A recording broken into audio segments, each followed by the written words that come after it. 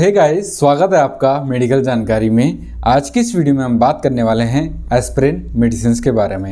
Aspirin medicine बहुत पुराना एक दवाई है।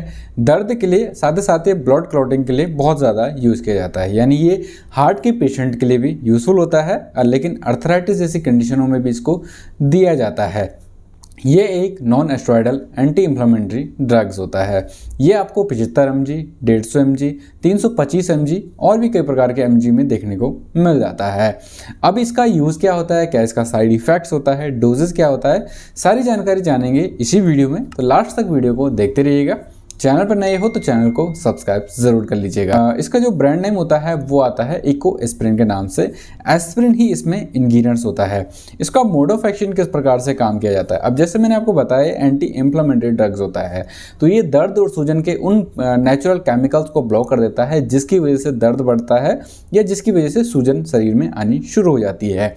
अब दूसरा तौर मैंने बताया था आपको, ये हार्ट के लिए भी यूज़फुल होता है। बेसिकली हार्ट के क्लॉट, जब ब्लड का क्लॉट जो होता है बन जाता है जिसकी वजह से हार्ट ब्लॉकेज हो जाती है या हार्ट अटैक आने के चांसेस होते हैं, तो ये क्या करता है, ब्लड क्लॉट को बनने नहीं देता, यानी खून को पतला करने में मदद करता है और साथ ही साथ प्लेटलेट को आपस में चिपकने नहीं देता है, जिसकी वजह से जो बेकार खून होता है उसके क्लॉट नहीं बन पाते हैं और आपके लिए बिल्कुल सही से चल जाता है, यानी ब्लड का सर्कुलेशन जो होता है प्रॉपरली चलता रहता है। अब इसका यूजेस पे नज़र डालें तो एंजाइना के लिए इसका यूज़ किया जाता है, जैसे कि सीने में दर्द होना, दिल के दौरे के लिए, और स्वेलिंग हो रही है या फिर बहुत ज़्यादा क्लॉटिंग बन रही है, ब्लड क्लॉट हो रहे हैं, तो उस कंडीशन में डॉक्टर्स होते हैं इसको रिकमेंड करते हैं। इसके साथ साथ ही स्ट्रोक के लिए यूज़ किया जाता है, हार्ट अटैक की कंडीशनों में यूज़ किया जाता है और ब्लड क्लॉट में दिया ही जाता है, और साथ ही साथ अर्थराइटिस की कंडीशन में जैसे दर्द, सूजन, बुखार में भी इस टैबलेट्स का यूज़ किया जाता है। हेडेक हो रहा है, मेंस्ट्रुएशन पीरियड्स हो रहे हैं महिलाओं के, या दांत दर्द हो रहा है और मसल्स पेन जैसी कंडीशनों में आप एस्पिरिन टैबलेट्स का यूज़ कर सकते हैं, लेकिन डॉक्टर से परामर्श ज़रूर लीजिएगा। इसकी जो डोज होती है आप बात कर सकते हैं, लो डोज की जो कंडीशन होती है जैसे 75 mg का, 100 mg का, वो जो होता है ज़्यादातर डॉक्टर जो होते हैं हार्ट की कंडीशनों में देते हैं, जिनका हार्ट अटैक हुआ हो पहले या फिर जिनको हार्ट अटैक के चांसेस हो सकते हैं, उनको डॉक्टर जो होता है रिकमेंड करता है। और जो हाई डोजेज होते हैं वो रिलीफ पेन के लिए यूज़फुल होता है, जैसे कि दिन में 4 से 5 बार भी दिया जाता है। 4 घंटे में 2 बार इसको दोहराया जा सकता है। इसको खाना खाने के साथ में ही लेना चाहिए। अगर अलग से लेते तो पेट खराब होने की चांसेस जो होते हैं वो बहुत ज़्यादा बढ़ जाते हैं। अब इसको लेने का तरीका क्या है, खाना खाने के बाद या खाना खाने के साथ ही इस टैबलेट्स को लिया जाता है, और वैसे डोज जो होती है डॉक्टर रिकमेंड करते हैं आपकी प्रॉब्लम या कंडीशन को देखकर ही लिया जाता है। प्रिकॉशन वार्निंग की बात कर लेते हैं, तो अस्थमा अगर किसी पेशेंट को है या फिर ब्लड प्रेशर का दिक्कत है, हाइपर ब्लड प्रेशर है, शुगर वगैरह है, स्टमक अल्सर होता है या फिर कोई और दवाइयों का सेवन कर रहे हैं, तो डॉक्टर को इसके बारे में परामर्श ज़रूर दीजिएगा। इसके साथ साथ अगर लिवर किडनी का इन्फेक्शन है, बहुत ज़्यादा प्रॉब्लम चलती है, कुछ और दवाइयाँ भी आप यूज़ कर रहे हो, तो इसके बारे में ज़रूर बताइएगा। इसके साथ साथ आपको अल्कोहल का यूज़ नहीं करना चाहिए।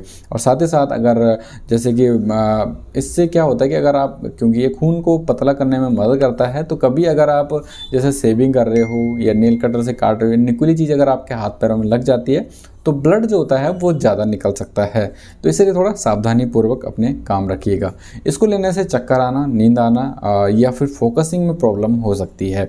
इसके साथ साथ ही इसको 18+ के लिए ही यूज़ किया जाता है, मतलब टीनेजर और बच्चों में इस टैबलेट्स का यूज़ नहीं करना चाहिए। प्रेगनेंसी के समय में इसको यूज़ नहीं करना चाहिए। इसके बारे में डॉक्टर को ज़रूर बताइएगा। अगर आप प्लानिंग कर रहे हो प्रेगनेंसी की या फिर ब्रेस्ट फीडिंग मदर को भी इसका यूज़ नहीं करना चाहिए, क्योंकि ये दूध में उसका मिक्स हो सकता है और बच्चों के लिए बहुत ज़्यादा हानिकारक देखने को मिल सकता है। इसके साथ साथ ही कुछ दवाइयों के साथ इसका सेवन कभी नहीं करना चाहिए, जैसे आइबुजेसिक, क्लोपेट्रॉल, आपका इंसुलिन जैसे इनके प्रभाव को ये टैबलेट जो होती है वो कम कर सकती है।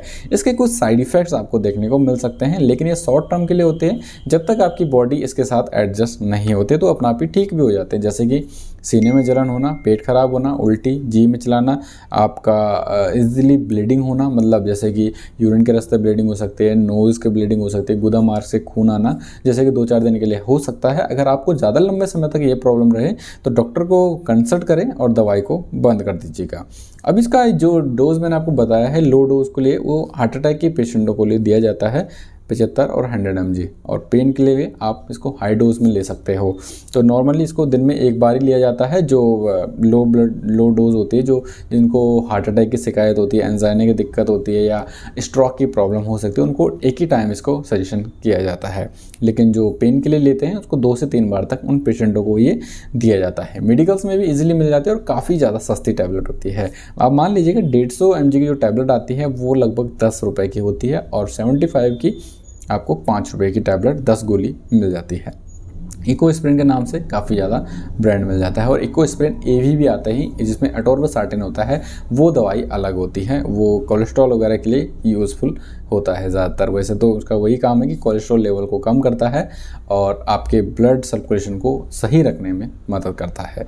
तो इसको ज़्यादातर लोग पेन के लिए भी यूज़ करते हैं, लेकिन इस पर कई सारे रिसर्च हुए हैं जिसके यूजेस अभी तक बिल्कुल क्लियरली मेंशन नहीं हो पाए कि भैया इतनी दवाइयाँ कैसे काम करती है।